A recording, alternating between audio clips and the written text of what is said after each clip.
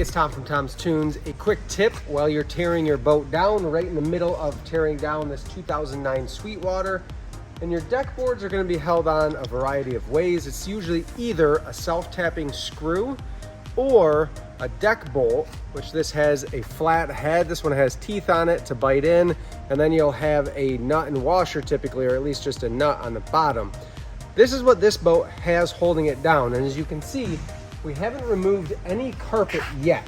What we're gonna do when we identify what type of hardware is holding the deck down, when it's this case of a deck bolt, like this boat, we're gonna go underneath and we're gonna take as many of those nuts off as possible.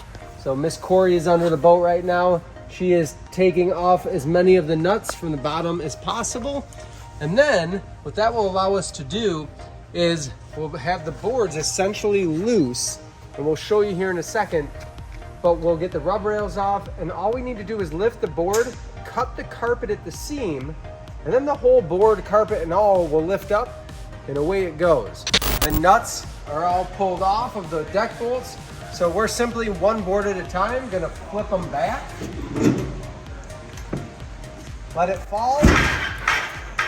As you come around, you'll see this leaves the carpet rolled back nicely for us.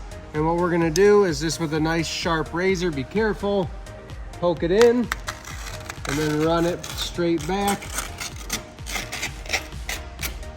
Marty can run his cut all the way across, and this board will be completely free.